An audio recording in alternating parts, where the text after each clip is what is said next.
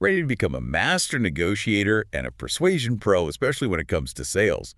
Well, buckle up because today we're diving deep into these essential skills. Yeah, we're going to break down how they work, how they're different, and how to use them to get what you want. Exactly. And we've got some seriously insightful source material to guide us today. Stuff that really gets into the nitty-gritty. So let's jump right in.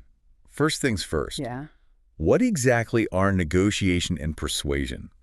Our sources seem to make a clear distinction. Oh, absolutely. Negotiation, it's all about finding that sweet spot, Right. A mutually agreeable outcome where everyone feels like they got a fair shake. So it's like a partnership then? Yeah, like a dance where both partners are leading, kind of. Oh, I like that analogy. And, there's all sorts of cool tactics you can use in this dance. Things like mirroring your counterpart's body language. It's subtle, but it can really build rapport and trust and lead to smoother sailing.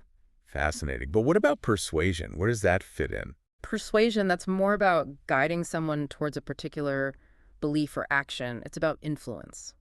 So if negotiation is a tango, then persuasion is more like leading the conga line, maybe. Haha. Yeah, I like that you're leading the whole group in a specific direction. Exactly. So to be effective, you've got to understand your audience right, Absolutely. connect with their values, and present a case that really resonates with them. Couldn't have said it better myself. All right, so let's dig deeper into negotiation first. Our sources outline several key stages, starting with preparation and planning. Oh, yeah. This is where it all begins. You wouldn't go into a big sales pitch without knowing your client or your goals, right? No way. Same goes for negotiation. You got to do your homework research, your counterpart, set clear objectives, and develop a game plan. That makes total sense. But isn't there a risk of being too accommodating in negotiations? Especially in sales, where you need to advocate for your product. That's a great point, and it's where preparation is key. You got to strike that balance between being flexible and standing your ground. Know your worth and be ready to present it effectively. So it's about knowing when to bend and when to hold firm. Precisely. So once we've got our prep work down, what's next in this negotiation dance? The opening and discussion phase. This is where you set the tone for a productive conversation. You build rapport, create a collaborative atmosphere, and most importantly, you listen actively to really understand the other side's needs and interests. First impressions are crucial, right? Oh, absolutely. Oh, well. You don't want to come in with demands and ultimatums. That's like stepping on your partner's toes during that tango we were talking about. No, not a good move. A key is to create a space where everyone feels heard and respected. Mm. Then you can move into the bargaining and concessions phase. This is where things get really interesting. It's the give and take, the art of compromise. Exactly. You put your offers on the table, consider counteroffers, and try to find those win-win solutions. Remember, it's not about crushing the other side. It's about finding a solution that benefits everyone. It's like a delicate tug of war. Yeah. Nobody wants to end up face down in the mud, but you also got to hold your ground.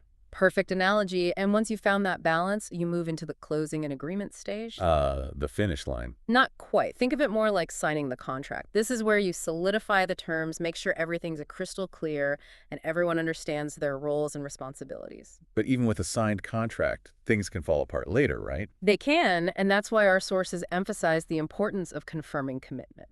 Okay, so it's not just about shaking hands and walking away. Nope. It's about making sure everyone is truly on board and committed to the deal, not just in words, but in actions. Think of it like that final handshake after the contract is signed, a symbol of mutual trust and dedication. This is all great stuff for negotiations. Yeah. But let's shift gears a bit and talk about persuasion. How can we make this concept more practical, especially for someone in sales?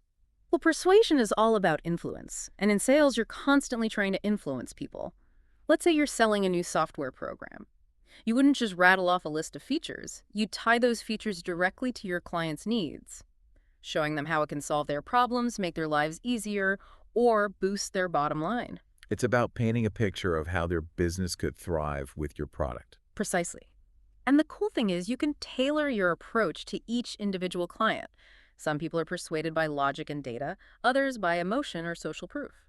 A skilled salesperson can read the room and adjust their persuasive tactics accordingly. So it's all about being adaptable and understanding your audience. Exactly. We've covered a lot of ground today, folks. We explored the stages of negotiation, delved into the art of persuasion, and saw how these skills combine to make a powerful sales toolkit.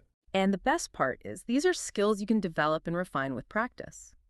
The more you understand them, the better you'll become at using them to achieve your goals, whether in sales, your career, or even your personal life. You've given us so much to think about today. But before we wrap up, I have a final thought for you to ponder. Think back to a recent interaction where you had to negotiate or persuade someone.